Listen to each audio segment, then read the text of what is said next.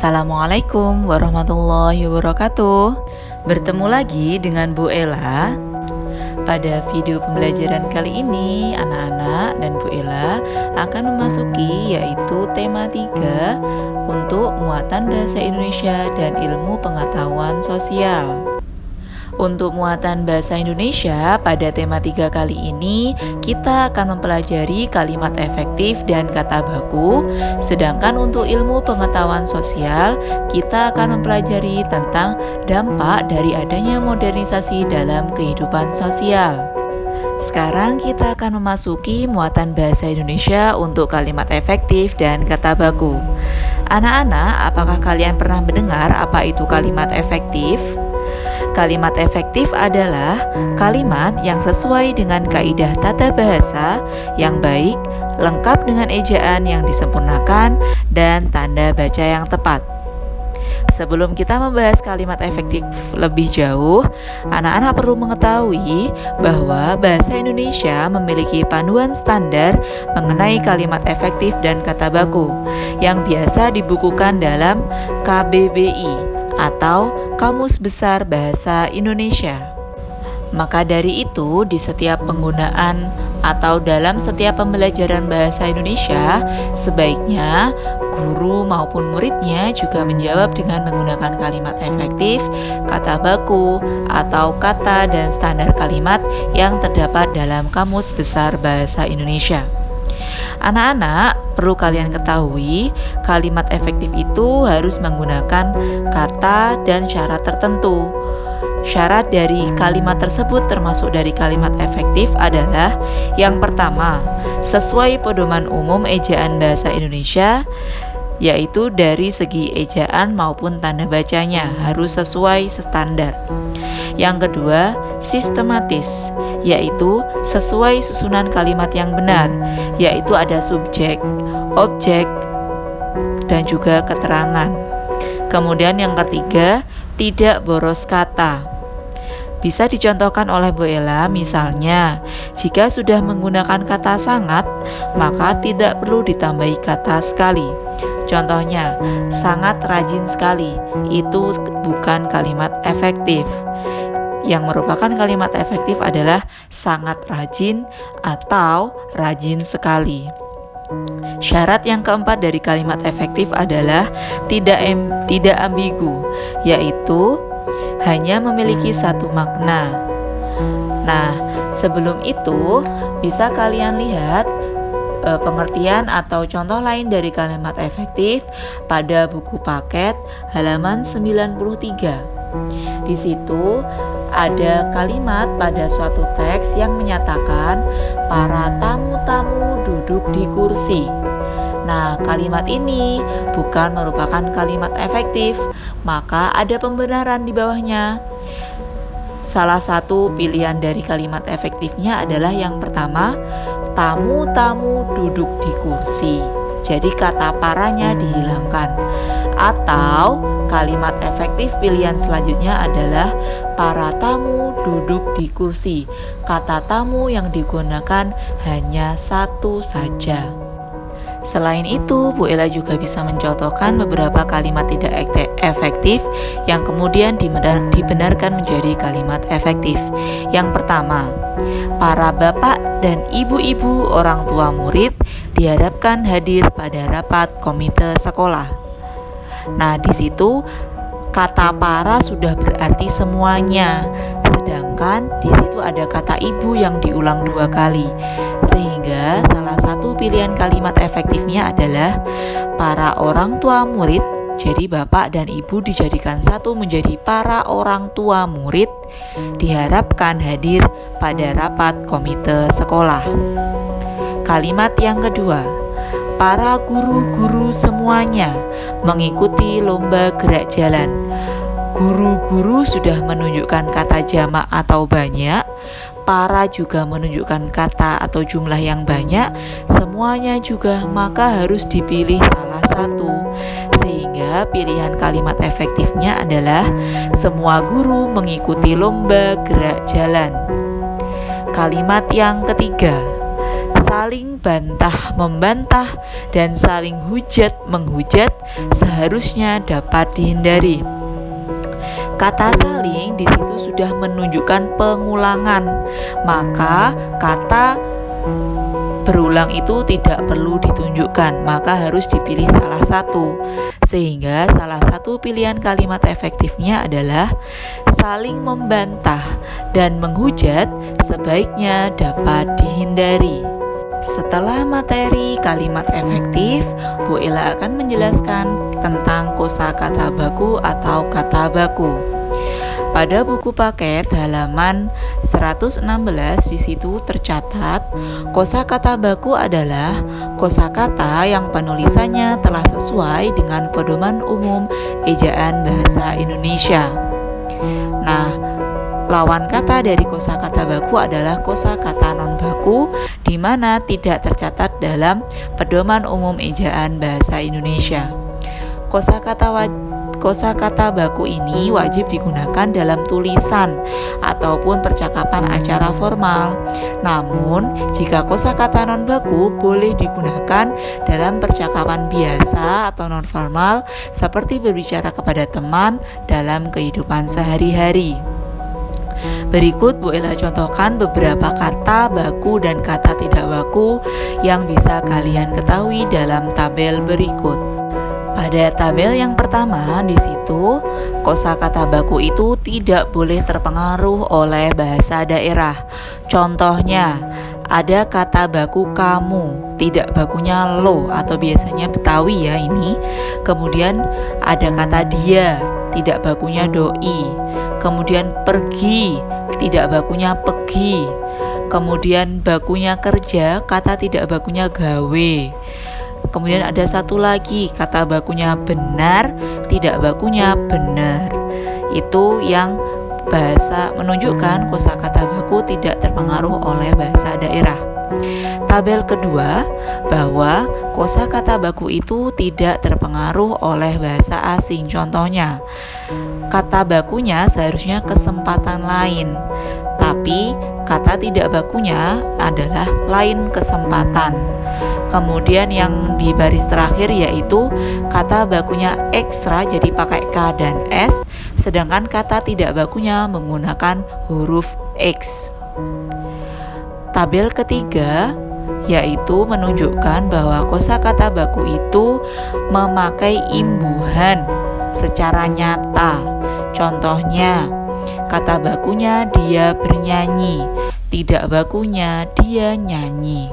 Kemudian yang terakhir di baris terakhir kata bakunya kucing berlari dan kata tidak bakunya kucing lari. Terus kita lanjutkan ke tabel yang keempat yaitu menunjukkan kosakata baku itu tidak menimbulkan kerancuan atau keambiguan. Contohnya, kata bakunya mengajar siswa, kata tidak bakunya mengajar kelas. Yang diajari dalam kelas adalah siswa, bukan kelas yang diajari. Kemudian kata bakunya berkali-kali, tidak bakunya berulang kali.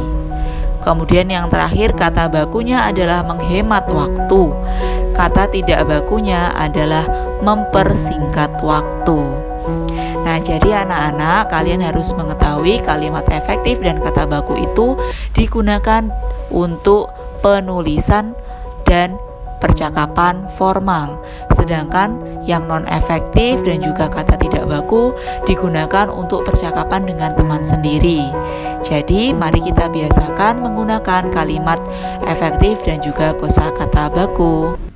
Selanjutnya, kita akan belajar muatan pelajaran ilmu pengetahuan sosial atau IPS. Pada tema 3 kali ini kita akan mempelajari perubahan sosial yang ada di masyarakat yang merupakan dampak dari adanya modernisasi. Oke, anak-anak, apa kalian mengetahui apa itu modernisasi?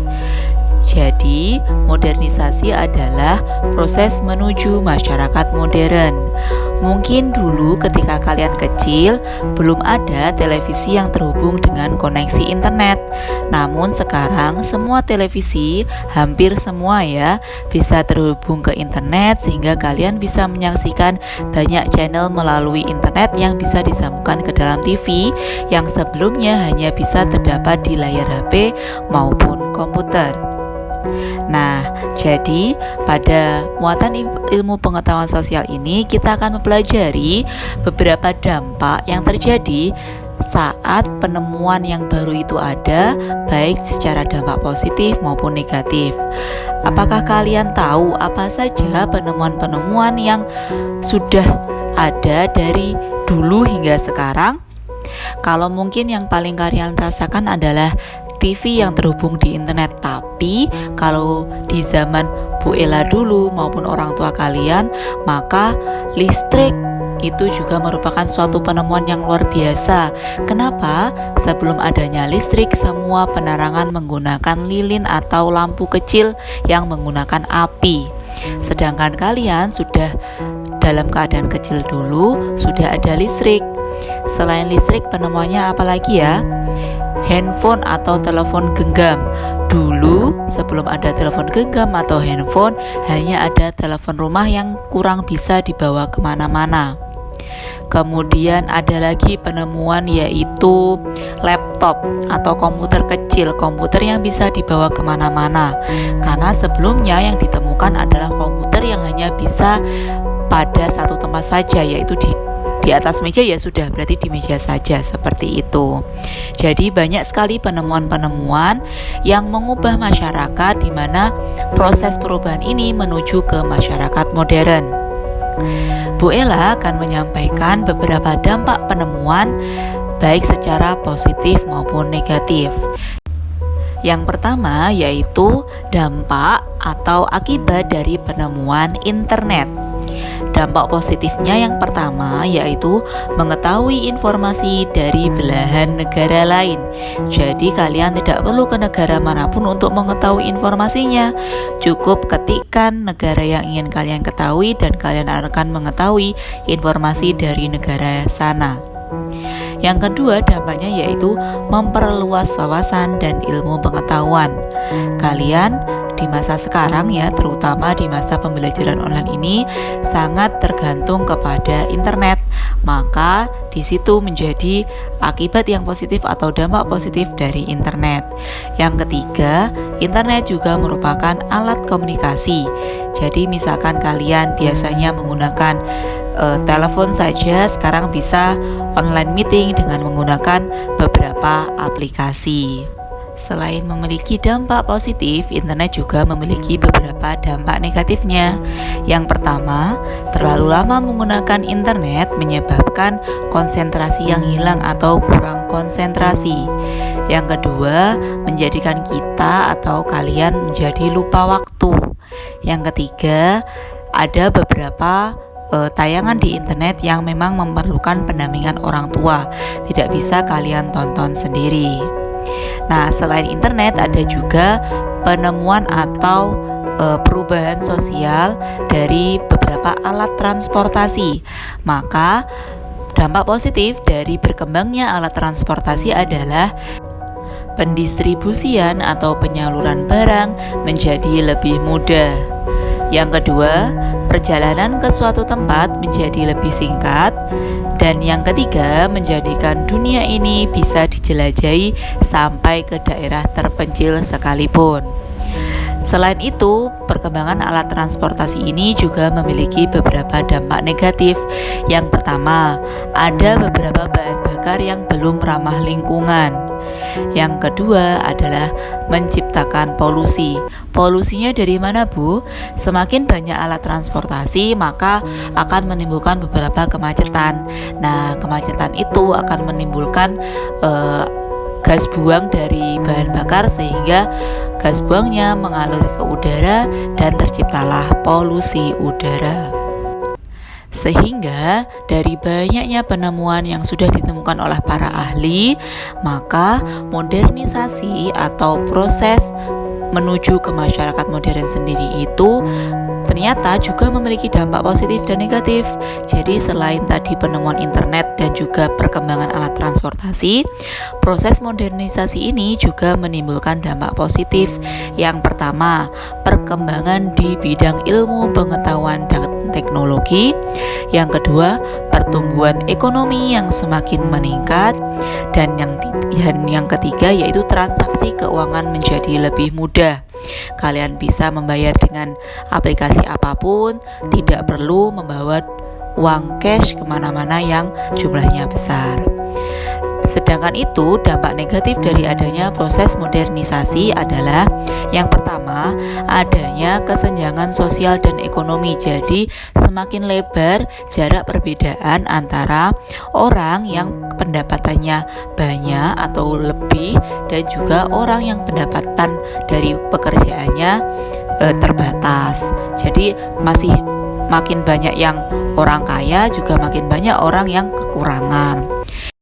Yang kedua, dampaknya adalah munculnya pola hidup konsumtif, di mana konsumtif itu maksudnya adalah ingin membeli atau memiliki sesuatu barang yang belum tentu juga digunakan dalam kehidupan sehari-hari. Mungkin saat ini banyak sekali aplikasi yang memudahkan kita untuk berbelanja secara online. Maka dari itu membuat mata kita ingin memiliki semuanya dan kita membeli beberapa barang yang kurang berguna bagi kita. Itu maksudnya pola hidup konsumtif. Dan yang ketiga adalah munculnya pencemaran lingkungan. Jadi semakin banyak hal-hal yang mempermudah kehidupan manusia dalam beraktivitas, ternyata juga semakin tingginya pencemaran lingkungan, baik polusi udara, polusi air, maupun sampah yang ada di sekitar kita. Itu dulu yang bisa Bu Ella sampaikan pada pembelajaran kali ini. Jika ada yang belum paham, silahkan chat Bu Ella. Terima kasih. Wassalamualaikum warahmatullahi wabarakatuh.